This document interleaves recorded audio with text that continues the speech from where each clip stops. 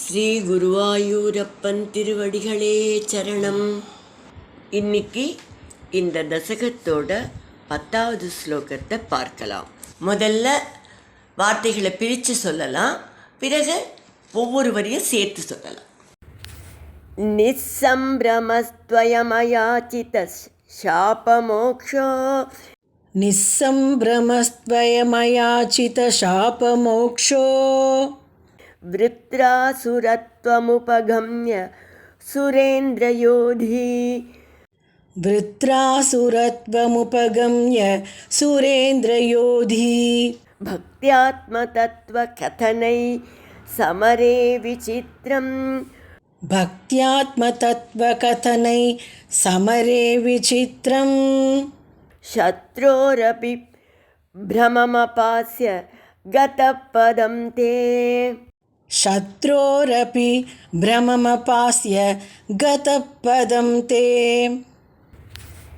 நிசம்பிரமஸ்த்வயமயாசித சாபமோக்ஷோ விருத்ராசுரத்வமுபகம்ய சுரேந்திரயோதி நிசம்பிரமஸ்த்வயமயாசித சாபமோக்ஷோ விருத்ராசுரத்வமுபகம்ய சுரேந்திரயோதி பக்த்யாத்மதத்வகதனை சமரே விசித்ரம் சத்ரோரபி பிரமமபாஸ்ய கதபதம் தே பக்த்யாத்மதத்வகதனை சமரே விசித்ரம் சத்ரோரபி பிரமமபாஸ்ய கதபதம் தே. இப்போ நாம் இந்த ஸ்லோகத்தோட வார்த்தைகளை பிரித்து அர்த்தங்களை பார்க்கலாம். நிசம்பிரமக சற்றும் மனம் கலங்காத, அயம் து இவன், அதாவது இந்த சித்திரகேது, அயாச்சித சாபமோக்ஷக சாபத்திலிருந்து விடுதலையை கூட அவன் விரும்பவில்லை, அப்படிப்பட்டவனாக. விருத்ர அசுரத்துவம் விருத்ரன் என்ற அசுரனாக உபகம்ய பிறந்து சுர இந்திரயோதி தேவேந்திரனுடன் போர் செய்பவனாய் சமரே போர் நடக்கும்போதே பக்தி ஆத்ம தத்துவ கதனைகி பக்தி ஆத்ம தத்துவம் ஆகியவை பற்றி கூறி சத்ரோ எதிரியான இந்திரனது பிரமம் அப்பி மதிமயக்கத்தை கூட அபாஸ்ய நீக்கி தே பதம் கதக உனது பரமபதத்தை அடைந்தான். விசித்திரம், குருவாயூரப்பா, இது எவ்வளவு ஆச்சரியமானது. இப்போ இந்த ஸ்லோகத்தை முழுவதுமாக பாராயணம் பண்ணி இதோட முழு அர்த்தத்தையும் பார்க்கலாம்.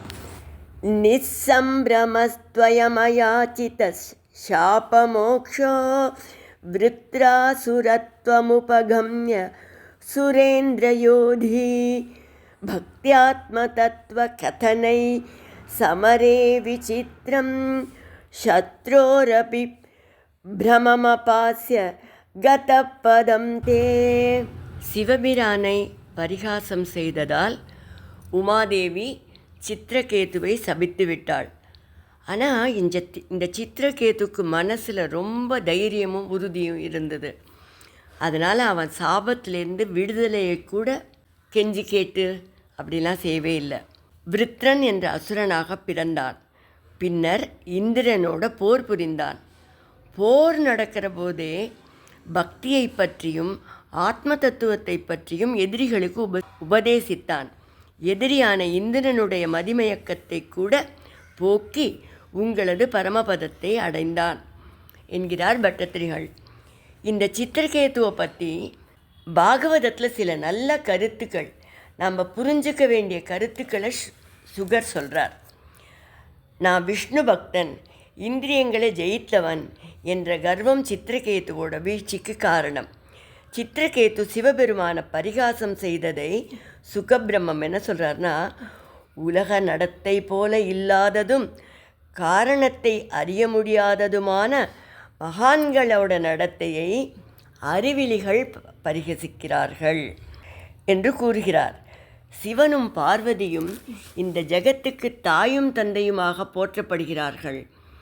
மன்மதனை எரித்த சிவபெருமான் எப்போதுமே யோகத்தில் தன் ஆத்மாவிலேயே லயித்திருப்பவர். ஜெயவிஜயர்கள் சனகாதியரை அவமதித்து அசுரர்களாக பிறந்தது போலதான் சித்திரகேதுவோட கதையும். சித்திரகேது சிறந்த விஷ்ணு பக்தன். விஷ்ணுவிடம் பக்தியுடையவர்கள் சித்திரகேதுவை தூஷிக்க மாட்டார்கள். பரமசிவன் தன்னை நின்னித்தவனையும் துதிக்கிறார். இந்த சித்திரகேது சாபத்திற்கு அஞ்சவில்லை. நாராயண பக்தர்கள் எதற்கும் அஞ்சமாட்டார்கள். இந்த சித்திரகேது பகவான் நாராயணருக்கு பிரியமானவன், அவருடைய பக்தன். அங்கனமே நானும் அச்சுத பிரியன் என்று கூறுகிறார்.